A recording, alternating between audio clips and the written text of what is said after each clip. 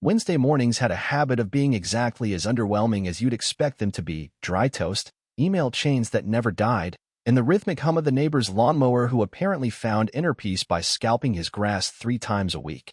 That particular Wednesday, though, decided it wanted to be remembered. Not with anything dramatic like thunderclaps or mysterious letters showing up in the mailbox. No, it was a touch subtler than that. It started with a ceramic frog. Joyce had a thing for tacky decor. Ceramic frogs, fake vines crawling up kitchen cabinets, a pineapple-shaped cookie jar we weren't allowed to put cookies in. She called it quirky. I called it what happens when a yard sale and a glue gun have a love child. We had about 7 ceramic frogs in the house, each with a different occupation. There was Chef Frog in the kitchen, Yoga Frog in the living room, and my personal favorite, Business Casual Frog, who held our spare keys and looked more prepared for a tax audit than I was. This morning, though, it was Therapist Frog that tipped the first domino. It sat on Joyce's nightstand with its little glasses and clipboard, forever nodding in judgment. It had been there for years. But when I passed by, it was gone. In its place, a photo frame. I blinked. Not because photo frames were unusual, we had dozens, but because I knew that space. That space had been unyieldingly, obsessively guarded by Therapist Frog for the better part of our marriage.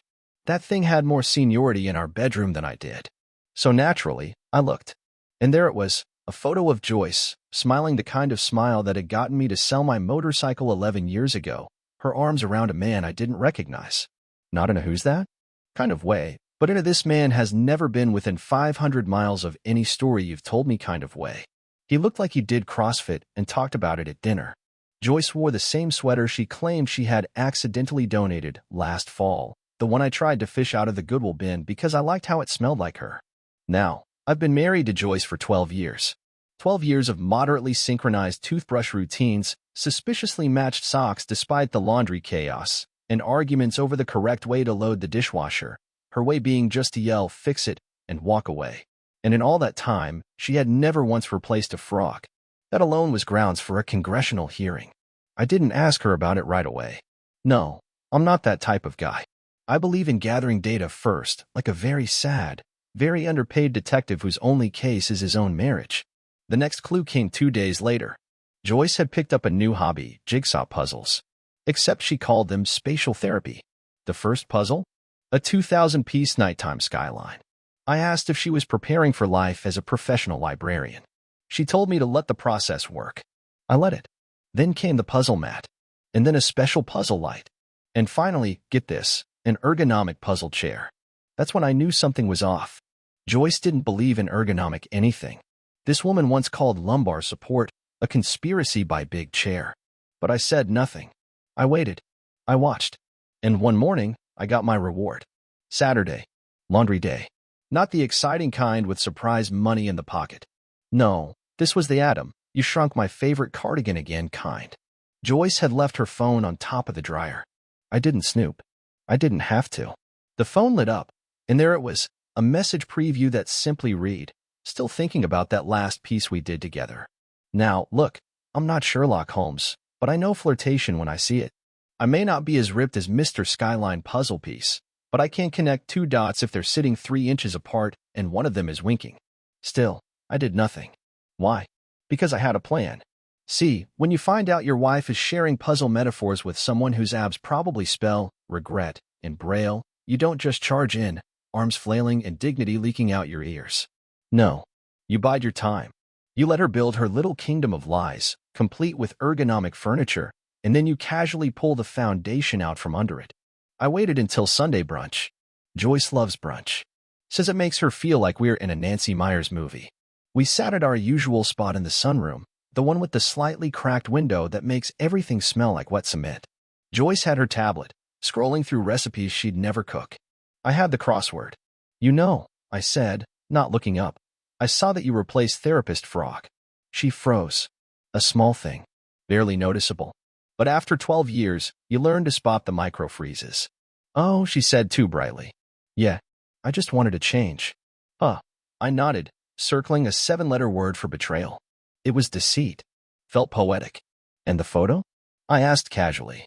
"Nice sweater." Thought it was gone. She blinked. "What photo?" "The one with Captain Crunch abs," I said. "You know, your co-puzzler."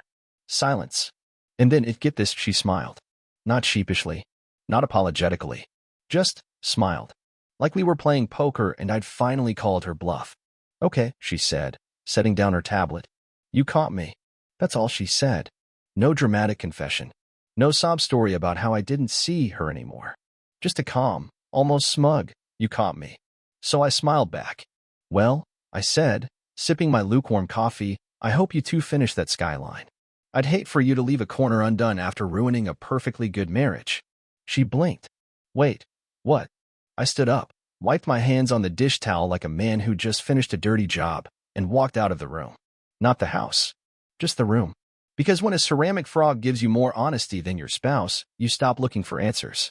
You start looking for exits. And that was just the beginning. The following Tuesday, the dishwasher broke.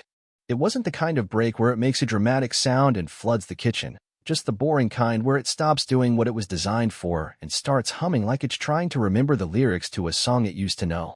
I wasn't even mad. Frankly, I felt a little solidarity with the thing. Joyce stood in front of it with her hands on her hips like she was personally offended. She gave it the same look she gave our neighbor Donna when Donna brought store-bought pie to last year's potluck and called it homemade. Well, Joyce said. What now? I shrugged. Guess I'll wash them by hand. Like the pioneers did. She sighed, flipped through her phone, and muttered something about needing to research dishwashers with more reliable soul. I didn't ask what that meant. I was too busy trying to remember if spoons go face down or up in the drying rack. While she wandered off, possibly to commune with her ergonomic puzzle chair, I finished up the dishes and retreated to the garage.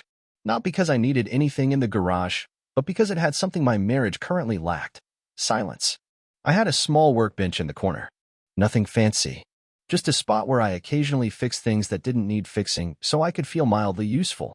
I sat down, stared at a broken lamp I'd taken apart 3 months ago, and tried to remember where I kept the little screwdriver. Then I heard it. Laughter. No, don't get me wrong. Joyce laughing wasn't strange. What was strange was the tone. It wasn't her, this movie is actually kind of funny, laugh, or her, look at this cat video, laugh. This was her, you're so clever, I'm emotionally available to you, laugh. I peeked out from the garage. She was in the living room, video chatting on her laptop. Not unusual, she worked from home half the week and had regular meetings. What caught my attention was the way she kept tilting the camera up, like she didn't want whoever was on the other end to see the couch. Or the room. Or, anything that indicated she shared a house with someone who still paid half the mortgage. I leaned in just enough to hear her say, No, I'm not using that one. It's too sentimental. Then she laughed again. That laugh. When I asked her later what that call was about, she said it was a brainstorming session with a colleague about a potential campaign involving nostalgic branding. Sounded like words she found in a magazine. Who's the client? I asked. She blinked. A board game company. Board games? Didn't you say that market was creatively stagnant last week? She smiled like she'd caught me trying to speak Mandarin. Well, this one's different. It's niche. That's how I learned that niche meant, don't ask me again. I went back to the garage, and this time, I found the little screwdriver. Not because I was suddenly passionate about fixing the lamp, but because twisting screws felt more productive than pretending Joyce was still in a marriage with me. 3 days later, the doorbell rang. I opened it to find a man standing there holding a framed canvas. He was maybe 40, wore a t-shirt that said, Yes, this is my solving face, and smelled faintly of printer ink and ego. Delivery for Joyce, he said. I took the package, because that's what I do. I signed for things I didn't order, repair appliances I didn't break, and apparently now also house art I didn't choose. Curiosity got the better of me, so I peeked at the invoice while Joyce was upstairs pretending to be busy with a Word document. The piece was titled Completion, 2,000 pieces and one soul. I stood there for a solid minute wondering how people got paid to come up with this stuff. I leaned the canvas against the wall in the hallway. When Joyce came down and saw it, she lit up in a way I hadn't seen since she discovered wireless earbuds. Oh, it's here, she said. What is it? I asked. A gift, she said, pausing just long enough for me to hope it was for me. For someone at work. I nodded slowly. Right. One of those work gifts you ship to your own house. She gave me the kind of smile a kindergarten teacher gives a kid who's about to eat glue and said, It's easier for me to inspect it here. I wanted to say something clever, something cutting. But instead, I just said, cool. The days that followed were filled with more of the same. sudden laughter during mysterious video calls, packages arriving at odd hours, and the increasing presence of things that felt not mine. A new throw blanket on the couch that somehow matched none of our furniture. A sleek new lamp that made my nightstand look like it was from a different century. A playlist full of acoustic indie music that played while she cooked rice like she was in a slow-motion commercial. Then came the ultimate clue. The library book. Joyce is not a library person. She once told me libraries were existentially dusty. But this one sat right there on the coffee table, the collaborative mind, building deep connections through shared goals. I picked it up, flipped through it, and saw a page dog-eared. On it, someone had underlined, "Emotional bonds are often strengthened through the act of solving puzzles together, as it encourages communication, patience, and mutual satisfaction." That's when I realized I wasn't married to a person anymore. I was married to a hobby. I started leaving my own clues. Subtle things, like replacing the batteries in the remote and not mentioning it. She didn't notice. I reorganized the spice rack alphabetically. Still nothing. Finally, I did the one thing that should have raised an alarm in any married household. I rearranged the living room. Moved the couch, rotated the rug, swapped 2 chairs. Joyce walked in, paused, tilted her head, and said, "Did the light change in here?" That was the moment I knew I could set fire to the ceiling and she'd assume we got a new bulb. I decided I needed more information. So one night, after she'd fallen asleep while listening to her evening grounding sounds playlist, I sat down at her laptop. I didn't open anything, just stared at the screen. Because the truth was, I didn't need proof. Not anymore. The puzzle pieces were all there. The new hobbies. The unexplained laughter. The shifting furniture. The emotional deflection packaged as self-care. And, most telling of all, the fact that somewhere along the way, I'd stopped being part of her plans. I was now furniture. I was the dishwasher. Expected to work, never noticed unless broken. So I closed the laptop, got up, and went back to the garage. This time, I fixed the lamp. On Monday, our Wi-Fi died. This might seem like a minor inconvenience to the uninitiated, but in our house, losing internet access is one step away from martial law. Joyce stood over the router like she expected it to apologize. She reset it once, twice, then started tapping her foot with the enthusiasm of someone about to write a strongly worded email they couldn't send. "Have you been downloading anything?" she asked me, with the accusatory tone of someone who clearly believed I ran an underground torrent ring in my free time. "Only my hopes and dreams," I replied. Slow connection, still buffering. She didn't laugh. Instead, she squinted at the blinking lights as if intimidation worked on machinery. Then she announced she'd take her laptop to her sister's house to catch up on work, which was odd, considering she never mentioned having a deadline.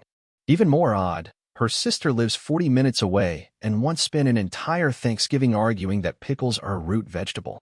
But who was I to question the urgent need for proximity to someone who once used salad dressing as shampoo? So Joyce left, taking her laptop, her charger, and the silence with her.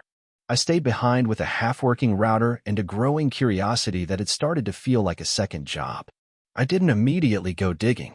Contrary to popular belief, not all suspicious husbands tear through drawers like raccoons in a kitchen.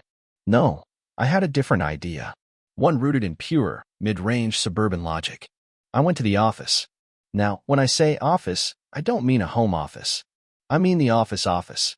The one she stopped going to regularly after she started working remotely, a term that in our household had started to sound less like employment and more like independent study. Joyce had kept the lease on her tiny commercial office space downtown for meetings. Except none of her clients ever seemed to know she had an office. She claimed it gave her a place to think. Which was fair, I guess, if she required industrial ceiling tiles and parking meters to properly brainstorm at copy. She never changed the key code on the front door. Probably assumed I wouldn't bother. And until now, I hadn't. The place looked exactly as I remembered it, aggressively beige, as if it had been furnished exclusively by people named Deborah.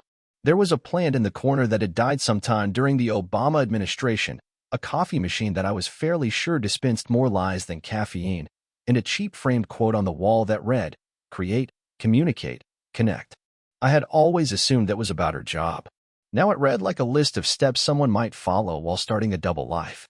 I sat at her desk, opened her drawer, and found exactly what I was looking for. Notebooks. Joyce had always been a note person. She didn't trust digital calendars. "They're smug," she once told me, like Outlook had personally insulted her handwriting. She wrote everything down. Meetings, ideas, to-do lists. Her journals were less Dear Diary and more Meeting with Janine. Bring folders, mention synergy. The first two notebooks were nothing unusual. Half-finished sketches of ad layouts, page after page of slogan ideas, and a very long list of alternatives for the word cozy.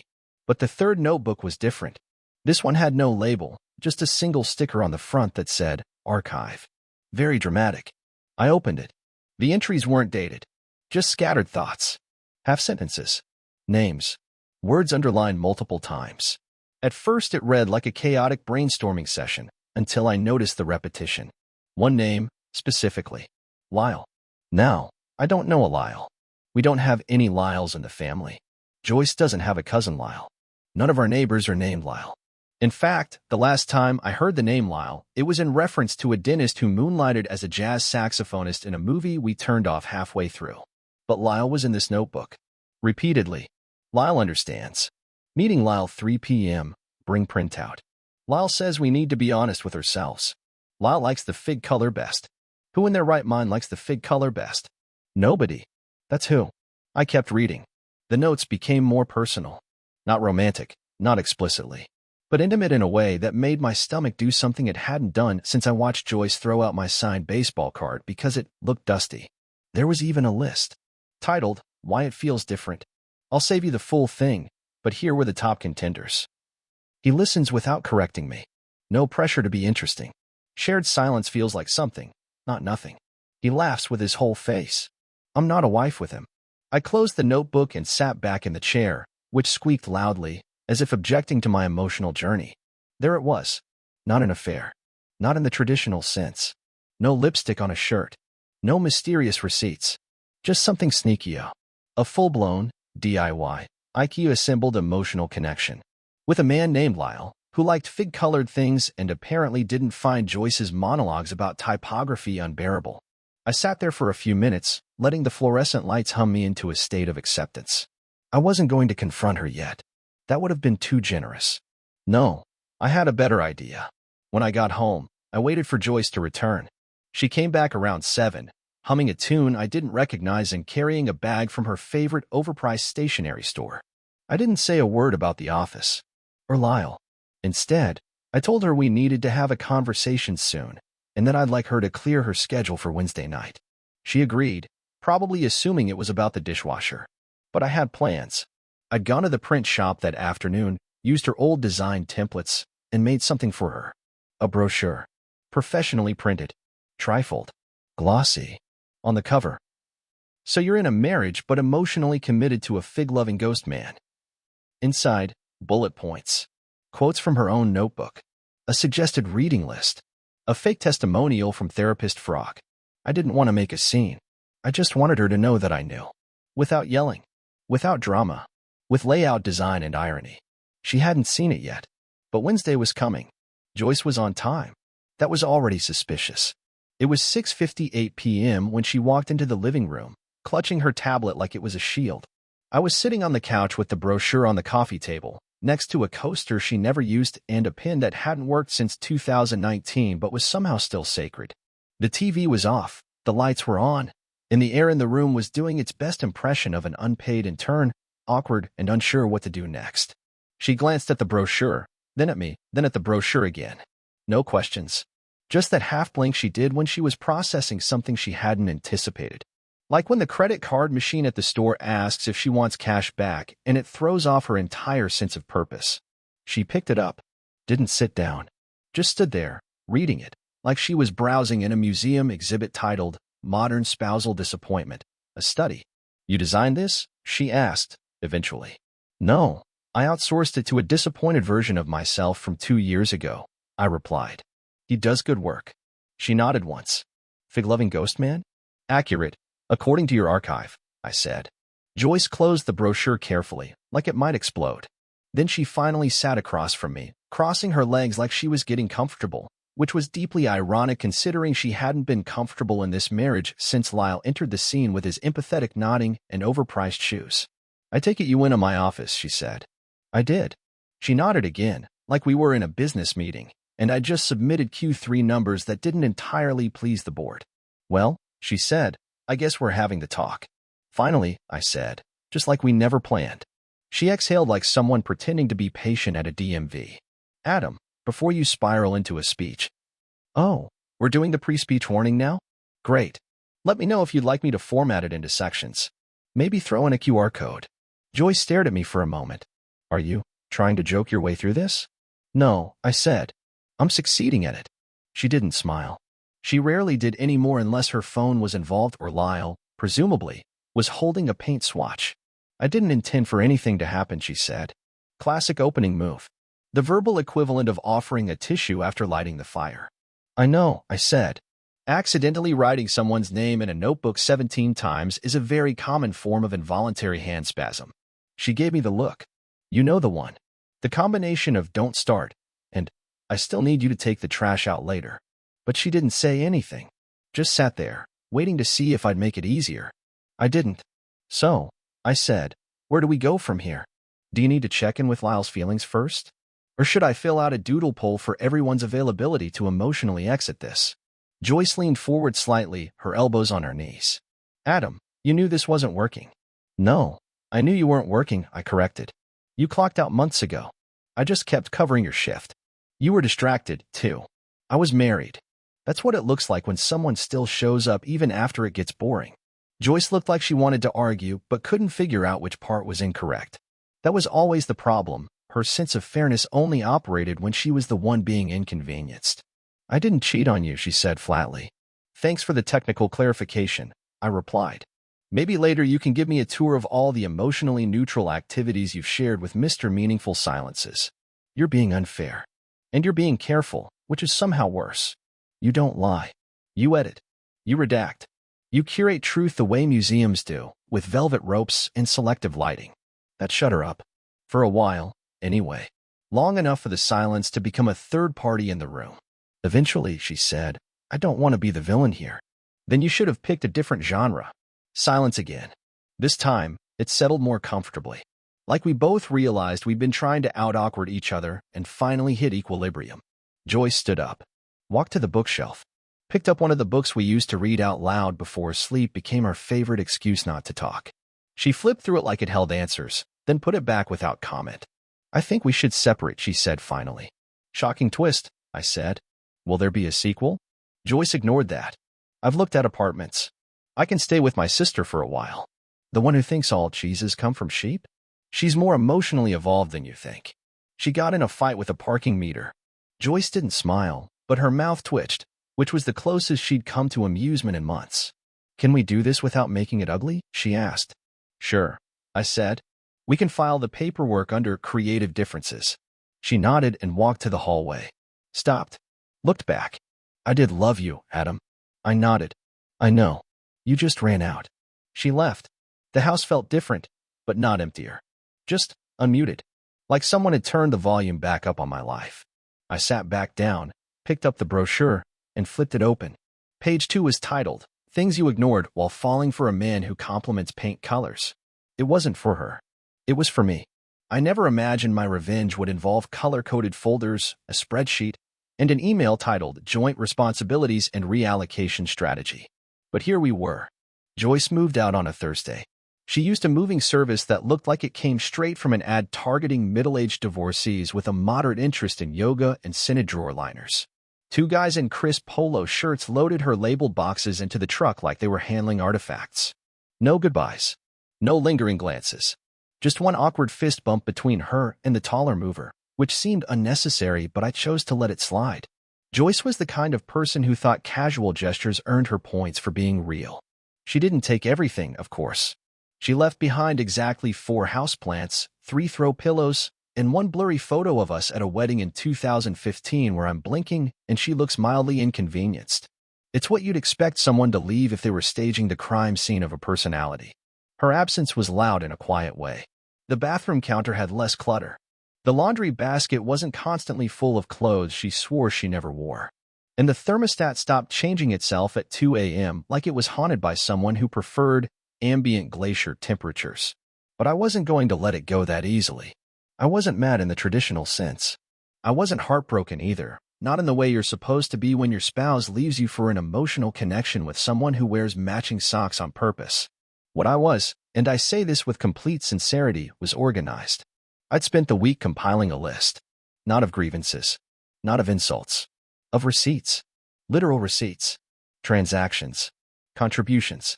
Every dollar I'd put into our joint life, down to the $27 I spent replacing her office chair after she said the old one, gave off executive imposter syndrome. See, Joyce had this theory that emotional labor was the real currency of a relationship, which was convenient for her, since her version of emotional labor was sighing loudly during disagreements and calling it processing. My version was paying bills, unclogging drains, and attending 5 separate dinner parties where I had to nod along while her marketing friends said things like, "I think branding is just modern mythology." But sure, emotional labor. So I itemized everything. Mortgage contributions, utilities, her car insurance, the cost of our streaming services, which she always justified by saying, "We're supporting the arts." I even included the Pilates classes she never went to but insisted on keeping for balance. I emailed it all to her. No subject line, no message, just the attachment, titled Final Billing, Relationship Closeout Draft. She replied 8 hours later with a one-word email. Seriously? I didn't respond. 2 days later, she called. I didn't answer. Then she texted, "I don't know what kind of point you're trying to make here, but it's petty." I replied, "No, it's itemized. That's different." That weekend, I received an envelope in the mail. No return address. Inside was a single sheet of paper, a Venmo printout, labeled Emotional Damages. Total, $0. Classic Joyce. She never could pass up a punchline when she thought she was in control of the joke. I framed it and put it next to the TV. Over the next few weeks, I started noticing other adjustments in my environment. For starters, the house became incredibly efficient. Dishes were washed and actually dried instead of air resting for several days. No one left drawers open. Toilet paper rolls were replaced instead of being balanced on the holder like a lazy game of Jenga. There were no new purchases of mystery kitchen gadgets that promised less friction in food prep, and I hadn't stepped on a single decorative pebble in the bathroom in over 20 days. I started rearranging the house slowly. Not because of some dramatic emotional cleansing, but because now I could. The furniture no longer had to be positioned for optimal energy flow. I could finally put the TV where it made sense, not where it invited conversation. Then, one evening, the doorbell rang. I opened it to find a man holding a clipboard. Glasses. Beige vest. The sort of man who definitely owns more than one fountain pen. "Hi," he said. "I'm Lyle." I blinked. Of course he was. "I'm looking for Joyce," he continued.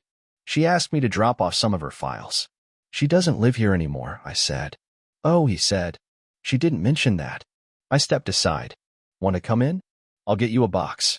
He hesitated, clearly not thrilled about entering the lair of the man who had once been contractually obligated to tolerate the woman he was now possibly building IKEA furniture with. He followed me into the entryway, stood stiffly like a guest on a game show who had just been told the rules were subject to change. I retrieved a box from the hall closet, labeled it Joyce, miscellaneous, with a Sharpie. Handed it to him. "She leave anything interesting?" he asked. "Only lasting impressions," I said. Lyle nodded. "She's unique." "That's a word." "She said you were very," he paused, "structured." "Also a word." Lyle smiled politely, adjusted his glasses, and gave me a small nod. "Well, thanks. Before you go," I said, "can I ask something?" He paused. "Sure. You ever solve that puzzle?" He blinked. "Puzzle?" "You know. The skyline. 2,000 pieces. Shared silence. Mutual satisfaction." Lyle flushed, which was gratifying. I don't think that was it." "Never mind," I said. It was rhetorical. He left. I closed the door, went to the kitchen, and opened the drawer where Joyce used to keep her spice labels alphabetized. I pulled out the one thing I had left that still carried her handwriting, a sticky note that read, "Don't forget you're you in the middle of everything." I stuck it to the inside of the trash cabinet. Then I emptied the dishwasher, sat down at the kitchen table, and started planning the redesign of the guest room. Not because I had a guest coming. Not because I needed a change. Just because I could. Tuesday morning started with an email from Joyce. That was already too formal for my taste. Most people text. Or if they're feeling spicy, they call and pretend to be surprised you picked up. But Joyce? She was back to using Gmail like we were ex-coworkers wrapping up a marketing project that didn't meet its KPIs. Subject line: Final conversation proposal. You'd think she was applying for a grant. The body of the email was polite. Surgical, even. She asked if I'd be open to one last conversation to clarify next steps and share perspectives. I read it twice, just to make sure I didn't miss the part where she invited me to a real human discussion instead of a lightly disguised HR meeting. But I replied, because I am, as the local community newsletter once called me, painfully consistent. I told her to come by Wednesday evening at 7 o'clock. Bring whatever she needed. Leave whatever she wanted. Just come ready to actually say things without turning them into word puzzles. She showed up at 7:03. Joyce has always considered punctuality too rigid for a free thinker. She looked around the living room like it had betrayed her. I had rearranged everything again. Not dramatically, just enough that her muscle memory failed her. The couch was now against the opposite wall. The rug was rotated 90 degrees.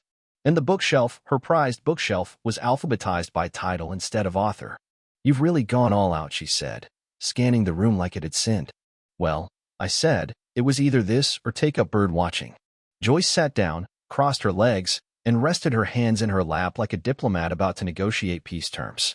I stayed standing, not for power, just because the chair creaked when I sat, and I wasn't about to give her that kind of satisfaction. I've been thinking a lot about everything, she began. That's vague. I didn't want this to be a list of grievances, she said. Good, I said. I already itemized those last month. She smiled, but barely. Just enough to acknowledge I hadn't lost my grip on sarcasm. I'm sorry, she said. That stopped me, but not because I was surprised. It's just that Joyce rarely used that word. She preferred phrases like, that wasn't my intention, or, I can see how that would feel like a problem. Okay, I said. For what, exactly? For not being honest sooner, she said. For letting it get that far. With Lyle. With everything. I sat down. Slowly.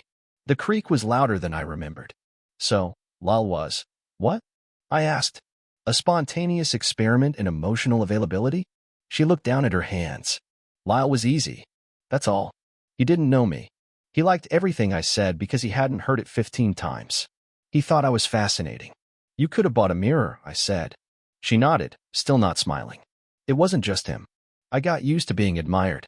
It made me feel new. I offered. No, she said. Uncomplicated. We sat with that. It was probably the most honest thing she'd said since the word separation had entered our shared vocabulary. I think we're both better off, she continued. I wasn't fair to you. And I don't think you actually wanted what I turned into either. You turned into someone who liked newsletters about time management, I said. It was hard to relate. Joyce didn't argue. She never defended the newsletter phase. It was her quiet admission of guilt. She reached into her bag and pulled out a folder. It was labeled Logistics and Final Notes. Let me guess, I said. Color-coded tabs? She opened it. Of course. She handed it to me like it was a peace offering, which in a way, it was. Inside were pages about bank accounts, passwords, a timeline for switching over bills. She had written notes beside each section, sometimes in all caps for things she thought I'd forget. You know, I said, flipping through it, this is more effort than you put into the second half of our marriage. She shrugged. I had more time. I closed the folder and set it on the table. So this is it? This is the big final talk? Folder, apologies, and a mutually implied nod toward freedom. I didn't say it was a good talk, she said. Just a final one. There was something comforting in how mechanical it had become. Not because I wanted a lifeless ending, but because it fit. Joyce always needed structure, even in the downfall. She couldn't just let things unravel. She had to label the thread. I kept the mug, she said. Which one? The one from Maine. The one you said looked like it was made by someone with no depth perception. That's a bold souvenir to pick from a broken marriage, I said. She shrugged again. It was ugly, but it held heat. That felt honest. We didn't hug. We didn't linger. We didn't do that thing where people pretend to be nostalgic in a moment they couldn't wait to escape. Joyce stood up, walked to the door, and paused. Do you think we were ever really a good match? She asked. I thought for a second. We were compatible. Like software. Until the update crashed everything. She smiled at that. Well, thanks for not changing the locks. Thanks for not writing a blog post about it. She left. I didn't watch her go. I didn't want to. I went to the kitchen, opened the folder, and removed every page with her handwriting. I placed them in the drawer next to the old batteries and the broken measuring tape. Then I relabeled the folder. It now reads, Archives, closed. The house is quiet. Nothing dramatic. Just absence doing its job properly. I stood in the middle of the living room, looked around, and for once, didn't feel like I had to move anything. The story ended exactly how it lived. Clear, measured, and mine. Thanks for watching. Rate the story in the comments. Subscribe to the channel